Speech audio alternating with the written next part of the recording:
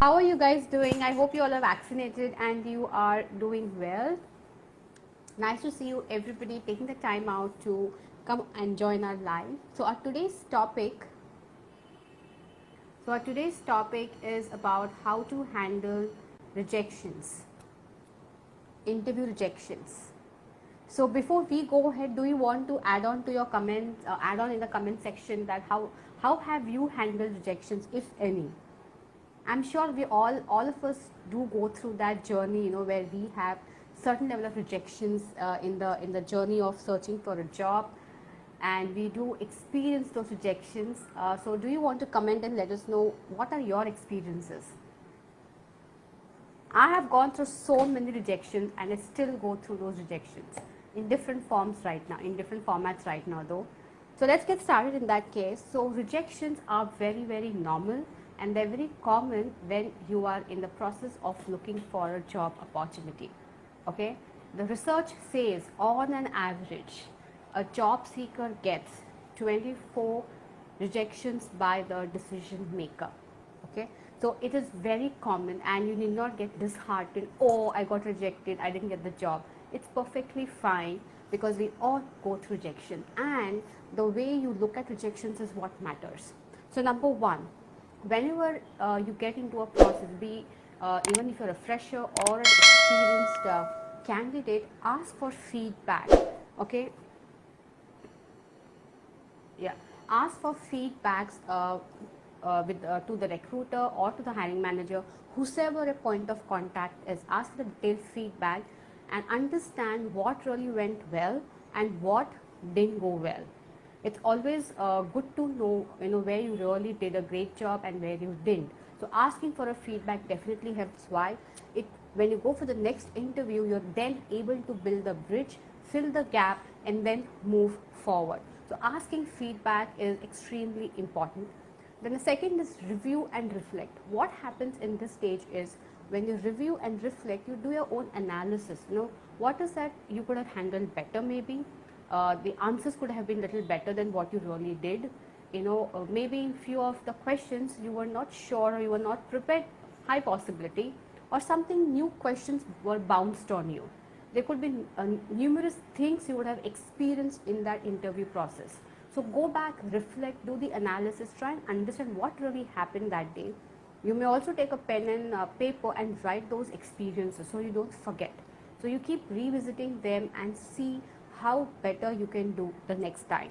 Then the most important is move on. I know it's easy to say, but the reason why I say move on is because not every event or situation is in your control. You cannot control, if the employer has rejected you, can you do something about it? Is the question. It's like that 90-10 principle. 90% you can do the best you can in your control. Prepare yourself, do the mock interviews, do your research, understand every aspect of the company. You have done your bit. But that 10%, you really can't do anything. The decisions are not something you can control. So it's okay to accept and move on. You have given your best. The only solace should be that you have given your best, nothing beyond that. If you can't control, you can't control. You cannot control the events that are happening in your life, right? That falls under 10% kind of a thing. So go back, reflect, do analysis, and then move on. So the other one is refine your search. It is high possibility. This, I'm telling you from my own experience. When I was looking for an opportunity a few years back, I realized refining the search is very important, Anusha. The reason why, most often we feel that job is the perfect job, that employer is the perfect employer for me. But when I sit and do my own analysis and relook at the job descriptions, what I have and what I'm seeing in the market, I used to understand, come to the terms that that job is something I don't want to do. You want to pursue in your career. Maybe you're not able to see yourself performing that job also. And if that is the case, and that is what you are experiencing in the process, it is high possibility the employer also has seen that too in you. Through your body language, the way you have responded, maybe you have been a little careless in your response, because somewhere subconsciously you've realized that that job is something not that I would really want to take up. So go and do that research again, see if that is the job that you really want to do. Then it's all about your resilience and grit. the market, the workplace, it's getting so competitive. Every day there's a competition. In fact, even in pandemic, you see the competition has not stopped. It's just increasing day by day. So you need to move in that pace. So maintaining the resilience and the grit is extremely important. And for that you need to really do a lot of preparation, lot of self development, those learnings, adding on those inventory to yourself. What I mean by adding inventory is basically adding more skills to yourself, the recognizing what are your strengths, what are your challenges. We all have our own set of challenges. Okay, I typically don't like to use the word weaknesses, so I'm using the word challenges because I feel challenges can be worked upon and looked upon as an opportunity, right? So look upon that. What can you build more skills which will add on more value the next time you go for an interview? That is 2. 3, when you understand your challenges, also now you're much better, you're in a better position to answer in the interview by counter, not defending. I'm not talking about defending the question. It's by countering how you can overcome that challenge that you're already facing. Why? You could just say, now I'm adding those skills to myself so that I'm able to manage that extra, which is part of the job, and I can add value on the table. Something that way. So adding your inventory is extremely important day to day basis. That is basically self development. You need to constantly keep doing that if you're looking for a job, the kind of job that you're looking for. Then the other one is taking rejections very personally. We often take rejections very personally, and we don't have to. We all get rejected. I have got rejected from so many companies. Does that mean that I'm not good? The answer is no. It is just that things didn't work for many reasons. Possibly could be they wanted someone more senior experienced person. Maybe there were some extra skills that I wasn't. I didn't have much enough experience to showcase in the interview. It also could be high possibility you could be overqualified too. Look at it that way. So don't take rejections personally. It's okay to get rejected. If you ask me, I feel every failure is a feedback. And we need to take that failure as an experience and as a feedback. So the next time when you start, you're not starting from the scratch. That's the beauty of having those failures. And imagine, Anusha, if you don't have failures, what value add are you going to do to yourself and to people around you? There's no learning that you're going to see then. There's no experience you're going to have. So it doesn't really matter. If you get rejected, you fail, it's fine. It's just part of the journey. Embrace that embrace that failure, and move on with that. Then this is a little toughest, I feel, getting comfortable with no. But I would like to put an example here. You've seen the small kids, right? With kids maybe somewhere below 8 or 10 years. They often have high demands. I want this, I want that. And as a parent, what do? No, this is not good for you. No, this is not good for you. No, you're too small, you're too young. We often keep saying that no. I think we should become like them. In spite of the parents saying no, you still keep going and asking for it. So get comfortable with no. It is okay. It's not necessary you will get everything in life. Even when you become an adult, even you become 20 years of experience, do you really feel the organization are going to say no to you? Definitely they're going to say no to you. In your appraisals, in the kind of work you want, the expansion in the role, the internal growth that you want, there will be some obstacles. The firm will say no, no Ashwini, I don't think it's the right time for you right now. Maybe we look at it the next year. So get comfortable, when somebody says no, no to you. Maybe there's a reason, hidden. Maybe you want to find that reason out and then excel on that and feeling, bad or sad about that. Then comes, of course, I've always been telling in all my videos, on all my lives, practice, practice, practice. The more you practice, the more you excel. If you're expecting success overnight, it's not going to happen. There are no shortcuts here. Okay. You have to practice, you have to do enough research, enough study before you go for an interview. Catch hold of your friends, catch hold of your family members, where you could do those mock interviews, where you could understand, where you get the genuine feedback basically. Go to your well-wishers who will give you the genuine feedback, how really well you have performed. So practice is the key in the entire process here. Even after practicing, high possibility you might still get rejected. It's okay. It is still okay, but not practicing and then going for an interview and then expecting results out, then that's not fair. right? And the other part is research. The research I would emphasize more. Why? Because you need to do the research of the company, of the market, of the competitor, of your competitors, and then get into the interview phase. I've seen a lot of candidates in my career, they just come because it's a brand. I understand we are a brand. That doesn't mean you know everything about the brand.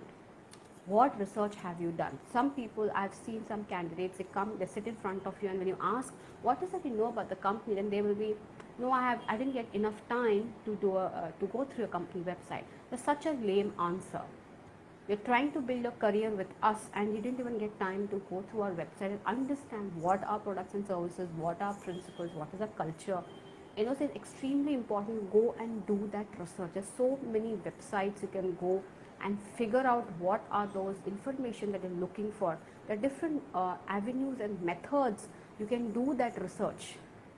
Talk to the HR, go to websites like glassdoor.com. You could talk to the employees who are already working. If you have any connects over there, go on LinkedIn, build those connections. LinkedIn is a gold mine. If you ask me, if you're looking for a job, it's a gold mine. Go there, you get so many people from different industries, so much of information you can go through. Look at the financial reports. When you look at financial reports now, you're in a better position even to discuss the compensation. If you don't know the financial status, how would you even discuss, right? So do all of that research. So practice and research, it's go hand in hand. You have to do it. However, you feel it's not important, but that is the key to your success. So that's from my end. She said many rejections which company has not informed, and then I assume that I got rejected. Yeah, that's a great approach. Yes, most often you will come across where HR is not responding. Okay, so there is a time frame the company will ask you to wait, maybe a week, maybe 2 weeks, maybe 3 weeks, depending on the process that they have. So hold on till that time. But the first thing what you would do is, the moment the interview is done, send a thank you note. Well, typically the HR remembers a thank you note. Okay, I've been that side of the table too. So when I was in HR, and managed to get those thank you notes, I used to really remember. Why? Because some notes are so beautifully written, you can't forget them. So it's a feeling that even you feel, okay, the candidate is really, really interested in the company, and he's trying his best to get associated with you. So a thank you note is something I will highly recommend. So the moment interview is done, send a thank you note. Wait for that time frame the HR or the manager has told you, maybe a week, maybe a 2, or whatever that is. After that, you can send a follow-up reminder. Okay, once you send a follow-up reminder, wait for a day or 2. It might be a possibility that you still don't get response, and it is okay.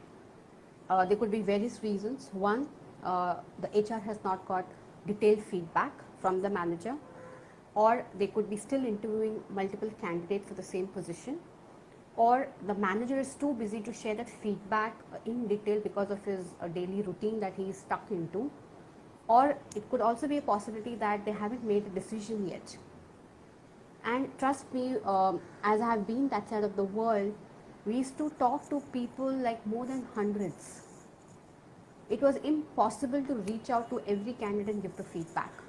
That is one reason. And the second reason also could be most of the companies, if you look for the bigger brands kind of companies, they are legally bound. So before they give the feedback, they get little uncomfortable. Why? Because if you have not chosen the right words, they get very uncomfortable. So you will always see them, calling you up and giving you the feedback. This is the reason, because they're legally bound with the choice of words they can discuss with the candidate on the email, I meant to say. Mm-hmm. So that could be another reason, and because you cannot call everybody, it's insane, right? Because there are more than 50 candidates at a time one recruiter must be handling. It is not possible to call everybody. So they have patience with them, and they will definitely respond. And otherwise, these are the reasons for you not getting the response on time. In the entire process, it's important that you maintain a positive attitude. It's extremely important. I'm telling you from my personal experience. I must have got rejected so many times, Anusha, so many times. But yes, you definitely feel disheartened. You definitely feel as if you're no good, or you could feel your confidence goes down. But idea here is Pick yourself up and don't carry the baggage around. Because the next time when you go for an interview, you might not perform well if you're carrying this baggage with you. Dust it off, shake yourself off, and start afresh. Start the new approach. Go back, reflect, analyze, review, and fill those gaps which were possibly you felt. Other thing you could do is call up the HR and tell them, hey, I understand you were unable to give the feedback, so I'm believing I didn't go through. But do you think you can share and help me understand how I could improve better the next time I apply in your company? So that way also you can pick up the threads and start preparing yourself and move on in your next interview. That way, and the advantage by doing that is you're kind of building the relationship with the HR. Mm-hmm. There's a connection you start building, because now what you're doing, you accept that you're rejected very gracefully, and then you tell the HR, do you think you can guide me a little bit better so I'm able to navigate a little bit better the next time I apply in your company or maybe in some other company. And that is how the HR will remember you. Okay, fine. Oh, I had a conversation with Anusha, and I remember she telling me this. So let me go back. There's a role that I see which is appropriate to her. Let me call her back now. This actually happens because that's a relationship now you're building with the HR. So getting rejected and getting selected is not the ultimatum, I would say. It is just part of the process. Sure. Do follow and subscribe to us to get regular updates on what's happening in the world of sales. You could visit our website. We are available on all the socials. You could go and check our videos, you could check our content, and you'll get all the information you're looking for. There are some videos where we have also answered the question on basic interview question that you come across. So we have also explained how you can answer. You could go and visit those, and many other such topics that we have picked up and done those videos. You can follow and subscribe for regular updates. Yes.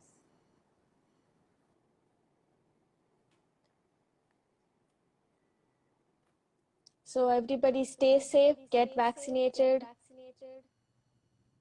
you. Thank you all. Thank you so much for watching.